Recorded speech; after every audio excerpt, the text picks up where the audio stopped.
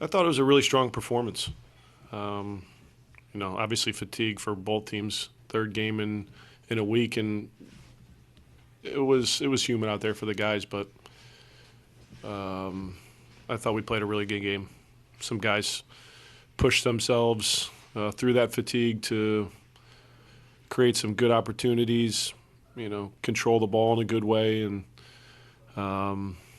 we were tested too with the direct play and having to deal with some really good hold up players and guys moving off the ball with Serge and Mukhtar, specifically Bunbury at the end. I was really pleased with how we managed a lot of those moments, but I think guys are disappointed not to win the game with how it played out, so that's a good thing, and I think we finished off the week in a good way. Any problem with defending on either of the Surge goals? Yes. And what would you put that down to? The second one's pretty clear with losing our mark on a set piece. We can do better there, and you can tell Serge knows it, and he puts his hand up. We lost the mark in that moment, but he did a lot of good things in this game. So I don't want to just pinpoint that one moment, but with the first goal, yeah, I think we can space our line better with the cross. I think Cheeto's looking to cover Miles, thinks he needs to take the attacker in front of him, and I think we were in a good enough position maybe to space it better to be able to head that out. But it's easy from where I'm standing to say that, and when you review it, but yeah, we lost runners in the box on that moment. Yeah. And curious how you feel about Nico's disallowed goal. One, because you eventually get back to 2-2 anyway, and you don't really know how the game's going to play out if the second one counts initially. But and also, if I could ask you a multi-part question here, sorry about that. Did you get a clear explanation of what was the problem on that? The explanation we got, because I wanted to just get confirmation on who made the call, and it was the AR. And so I said, was this VAR who was in the moment communicating down that this is offside? Because if it's not, it's amazing to me that you can see that play from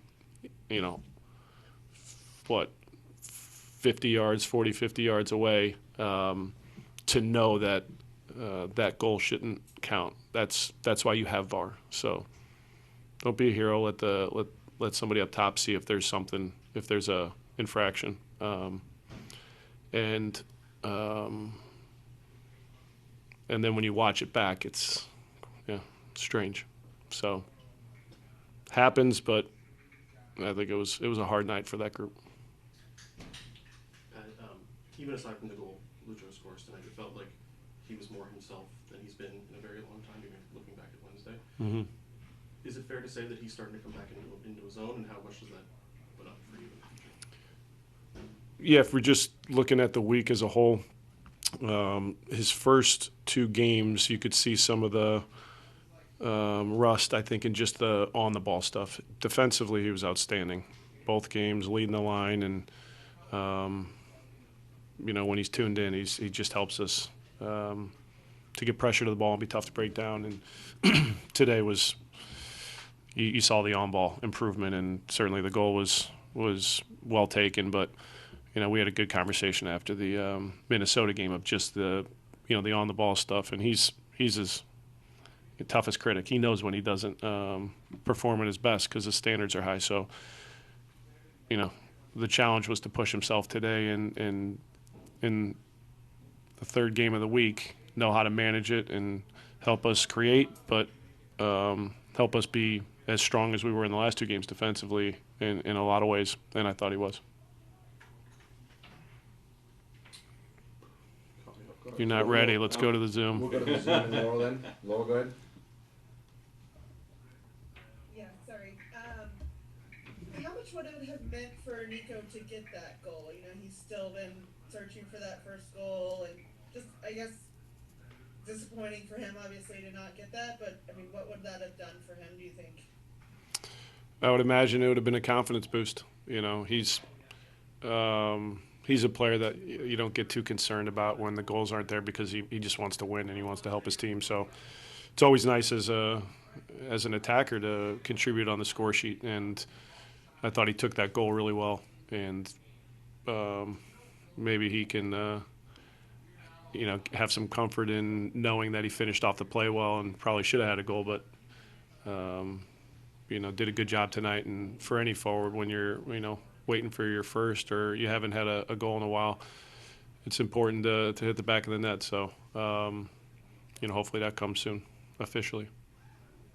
And I'm sorry if I'm repeating. I couldn't hear Carter's question when he asked, but I was going to ask about switching Cheeto to the middle in the second half. Was that specific to what you saw in the first half, or do you feel like you're still trying to figure out the placement of those guys on the back line? No, it was specifically the first half. Didn't trust, the officiating in a way where all those duels with Surge that we saw in the first 45.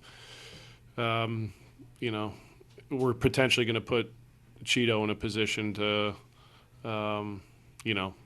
take a foul. And really at that point, I think towards the end of the half, he was told that, 1, 2, 3 fouls. Once you start to see that count, you're 1 or 2 away from a yellow. So we wanted to move him in the middle, let Miles deal with some of those battles with the direct play. And then the way they were pressing, I thought it could give, Cheeto some time from a central position to help us, start our attacks.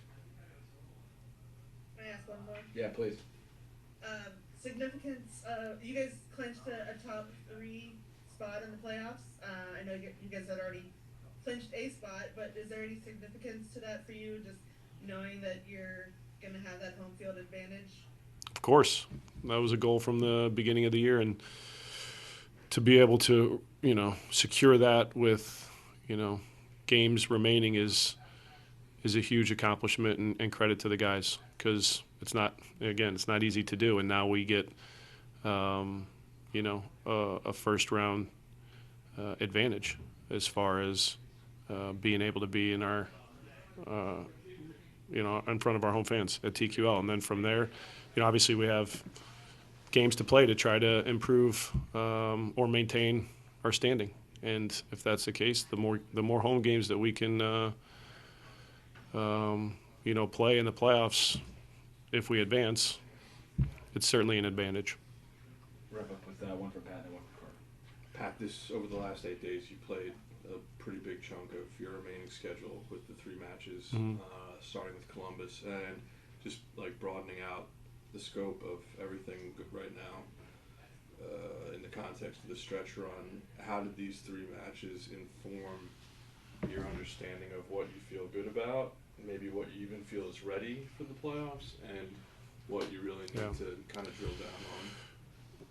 We talked about consistency with our performances. This was as consistent as we've been in a while. Both sides of the ball, in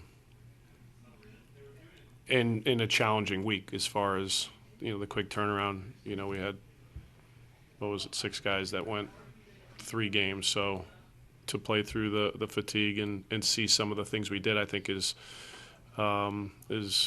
impressive. I think we pushed fitness for some guys, had some consistency with selection, which we've talked about plenty. So now you go into the last 4 and very difficult opponents with, I think, the guys feeling really good about where we're at and knowing that this is what it's going to need to look like for us to, again, keep the seed that we currently hold, or, just go into the playoffs knowing, we're in good form. So whether it's a 3 seed, 2 seed, 1 seed, that seems a little far-fetched, but still possible. I think that's important. This week was important in how the group should feel going into the last 4. Pat, thank you very much. Thank you. Yeah.